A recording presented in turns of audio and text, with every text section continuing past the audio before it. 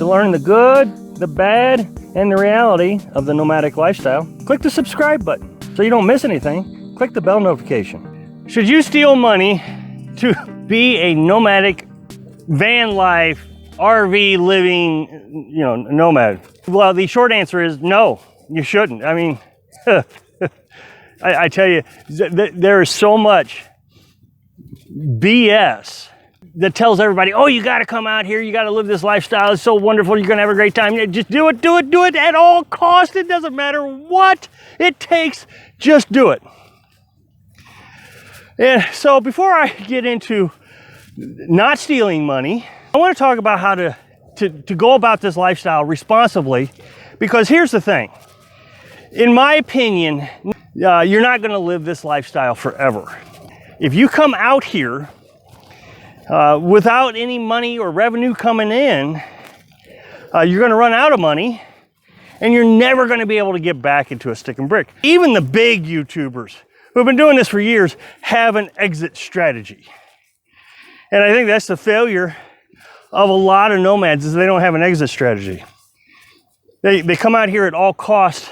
I actually met someone who was convinced coming out here they would be able to save a ton of money. The first time I saw them, they had an old broke down SUV and a travel trailer. The second time I saw them, a year later, they had a small car and a tent.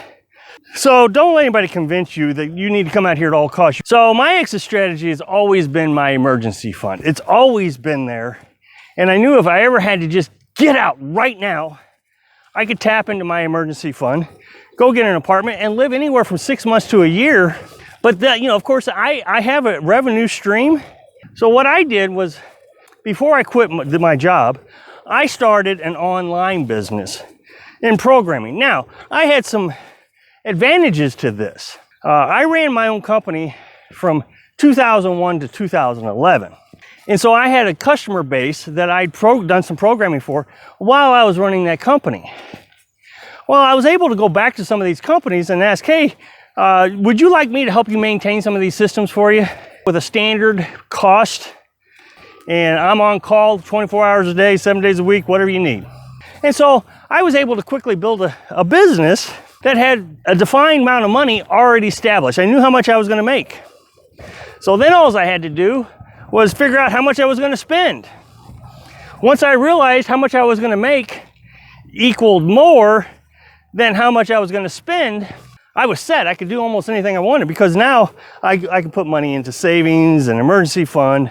And then I can do my little hobbies. I make the YouTube videos and I make a little bit of money on that. So now I got extra money on top of what I already was making.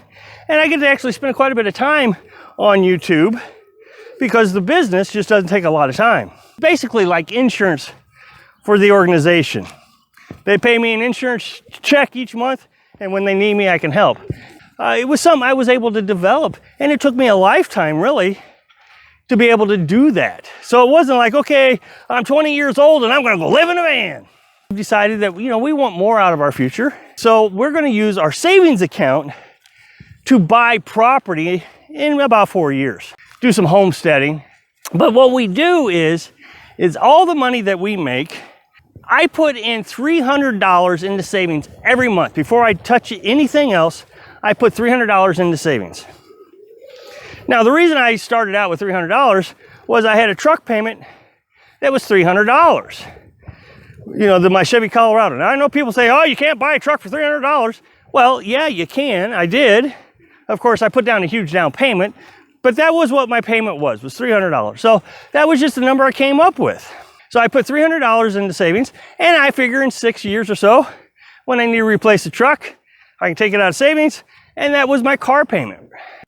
And then I use $800 a month for my lifestyle. That's how much I budget. That's how much I spent each month to live. So now I'm up to $1,100 that I have to have each month. And then everything left over goes into the emergency fund. So anybody that tells you that you only need a $3,000 or $5,000 emergency fund is wrong, because emergencies, they can happen quite quickly. Now, the thing you have to understand is you can't say, okay, my oil change is an emergency.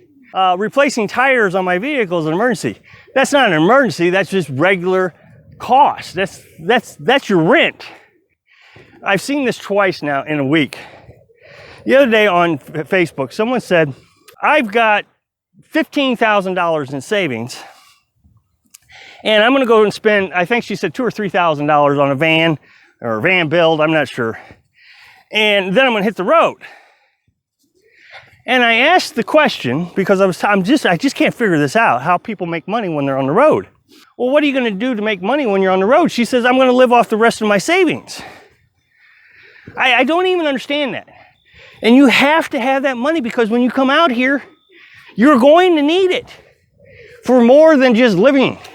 Well, one of the people commented underneath it, yeah, I borrowed money from my dad to do this lifestyle, and I still haven't paid him back. He's pretty upset with me. But you really need to do whatever you can to come out here and live, so I don't have any regrets. Okay, that is theft. You are stealing money from someone.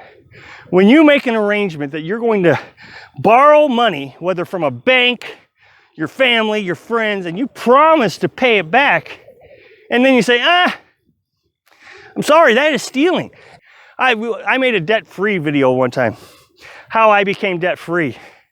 And one person said, well, the easiest way to become debt-free is just stop paying them. Paying on your credit cards. I don't see that. That is theft. You can be sued. They can garnish your wages. Oh, man. Don't make any sense to me. Then just the other day, I actually saw a YouTuber. And one I actually kind of respected. I don't even think he realized what he was saying. But he said he took from his savings to come out here and live this lifestyle. Of course, he's got an exit strategy and a backup plan and all these things, but I don't think he realized what he was saying to folks who want to live this lifestyle. Just take it from your savings. Well, this is not a vacation. See, I guess a lot of people consider it a vacation. I don't know. I don't understand the concept. Take it from your savings. It's not a vacation. This is your life. And you have to have a job or a source of revenue, source of income. Because when you come out here and you're convinced that somehow you're going to make more money by not doing anything, you're going to go broke, and you're going to be like those folks who had an SUV and a camper and ended up having to sell it for a smaller car and a tent. Thanks for watching. Click like if you like the video, and happy travels.